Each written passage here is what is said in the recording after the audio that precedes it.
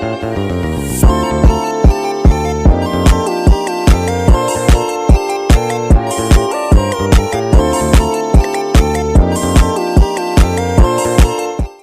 assalamualaikum warahmatullahi wabarakatuh. Waalaikumsalam warahmatullahi wabarakatuh. Bagaimana adik-adik kabarnya, sehat? Sehat. Apa ada yang sakit hari ini? Tidak ada. Kayaknya pada belum makan ya. Ya, terima.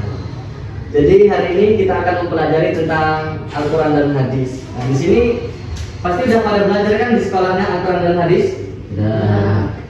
Apa itu Al-Quran Hadis? Ada yang tahu belum? Belum. Belum ya. Nah, jadi di sini kita akan mempelajari fungsi Al-Quran dan Hadis sebagai pedoman hidup. Jadi Al-Quran itu, jadi kita membahas itu tentang dua hal ya. Pertama Al-Quran dan yang kedua hadis. Yang pertama ini kita akan membahas tentang Al-Quran.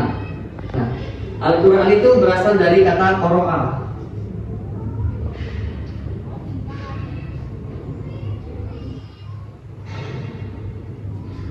Ada yang tahu artinya qoro'a? Apa artinya? Membaca. Nah, membaca. Jadi Al-Quran itu berasal dari kata qoro'a yang artinya bacaan atau membaca. Nah, ini secara bahasa. Secara istilah, Al-Quran itu adalah wahyu Allah yang diturunkan kepada Nabi Muhammad SAW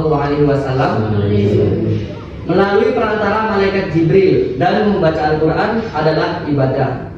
Nah, Al-Quran ini diturunkan kepada Nabi Muhammad secara berangsur-angsur dan diriwayatkan secara mutawatir. Nah, mutawatir sendiri memiliki arti Al-Quran diterima dan diriwayatkan oleh banyak orang. Nah, dari pengertian di atas bisa kita simpulkan unsur-unsur dalam pengertian Al-Quran itu ada 6.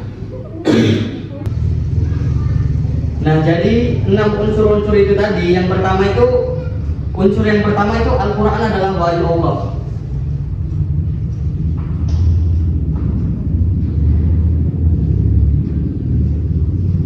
Yang kedua itu Al-Quran diturunkan kepada Nabi Muhammad SAW.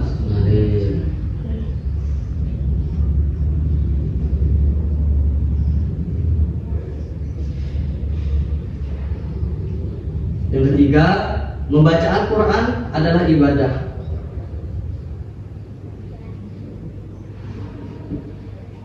Yang keempat itu Al-Quran diturunkan secara berangsur-angsur.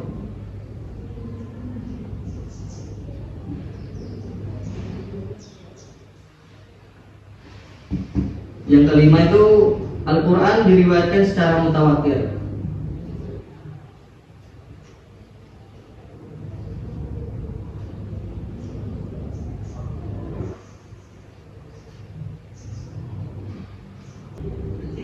Jadi yang terakhir itu Al-Quran ini diturunkan perantara malaikat Jibril.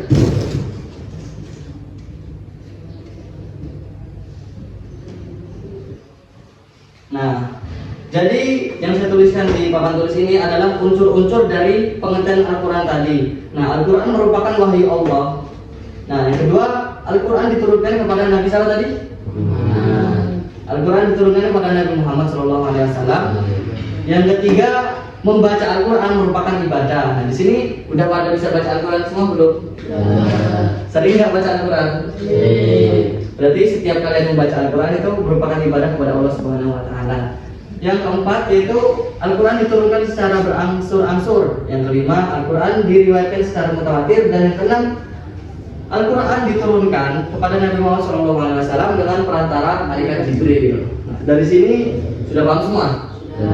Ya, ini nanti dicatat juga ya. Oke, yang selanjutnya yaitu nama lain dari Al-Quran. Di sini sudah pada tahu belum nama-nama lain dari Al-Quran? Nah, kalau Al-Quran kan namanya yang kita kenal secara umum kan. Kalau nama-nama lainnya udah pada tahu apa belum? Nah, di sini saya akan beritahu. Jadi selain Al-Quran, Al-Quran itu mempunyai sebutan-sebutan yang lain. Nah, nanti dicatat juga ya. Yang pertama itu Az-Zikra.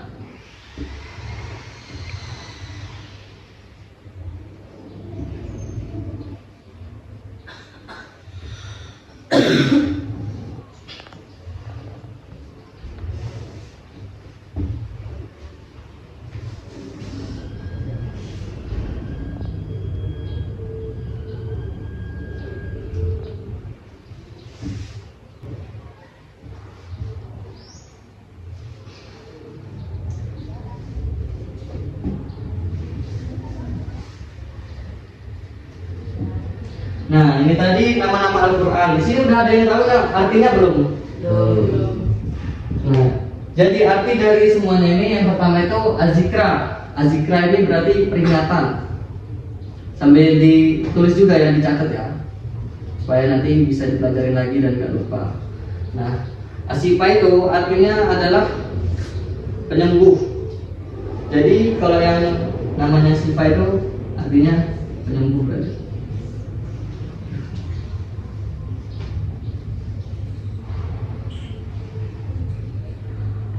Alkitab yang artinya kitab. Al-Furqan artinya itu pembeda dan Al-Huda artinya petunjuk.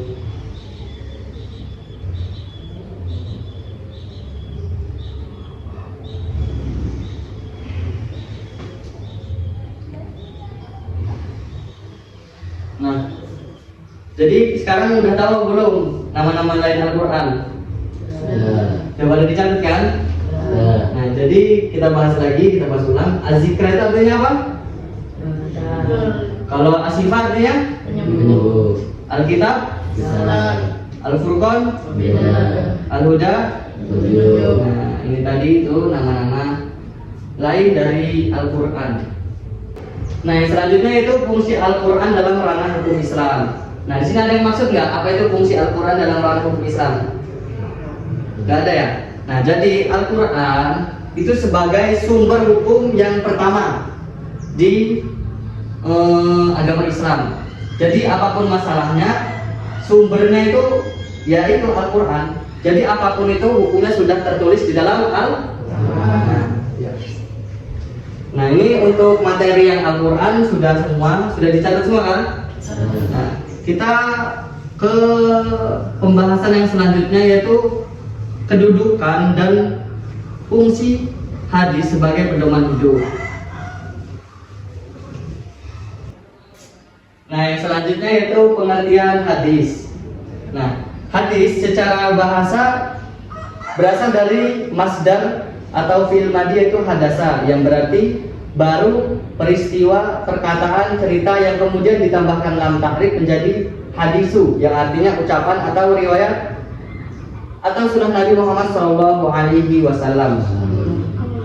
Nah, secara istilah hadis yaitu segala sesuatu yang mengandung hukum yang disandarkan kepada Nabi Muhammad SAW, baik perkataan, perbuatan, sikap atau sejenisnya. Nah, selain yang pertama tadi, ada pengertian atau definisi hadis yang lain. Jadi, hadis itu merupakan perbuatan dan keadaan Nabi Muhammad SAW. Nah, ada juga yang mengatakan hadis itu segala perkataan, perbuatan dan takrir Nabi Muhammad SAW yang berkaitan dengan hukum. Nah, di sini hukum itu hukum Islam ya.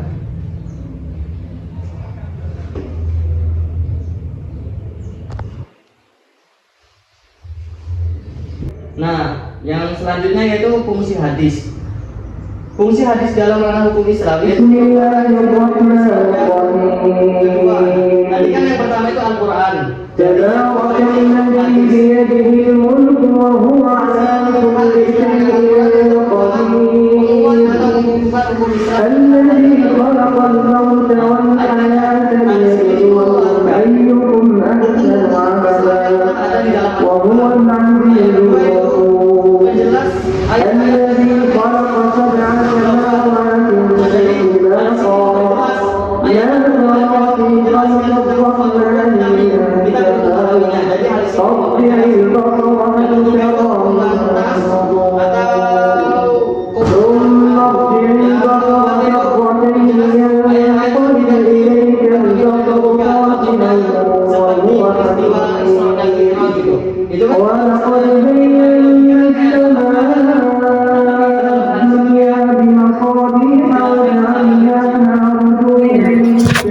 Nah, yang selanjutnya yaitu macam-macam hadis ya.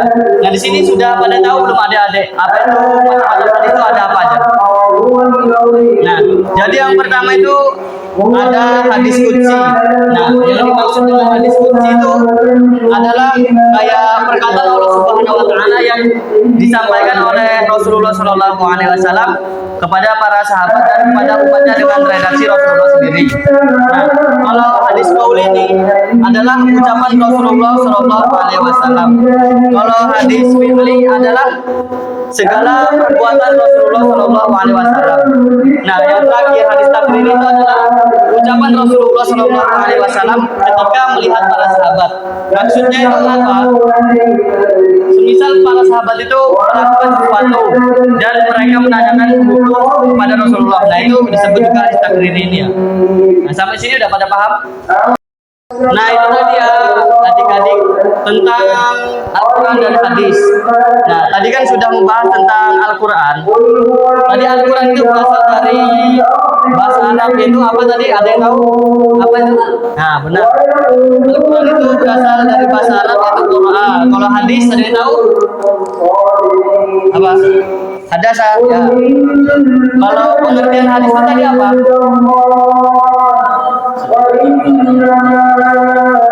Segala ucapannya diucapkan Rasulullah. Ada yang mau nambahin? Kan tadi ada 3 itu, bukan ucapan apa aja? Ada yang tahu nggak?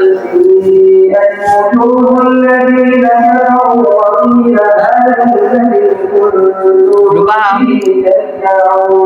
Nah, jadi hadis itu adalah segala ucapan, perbuatan, perilaku Rasulullah SAW semasa hidupnya. Nah, jadi pembelajaran kita pada sore ini yaitu tentang apa tadi?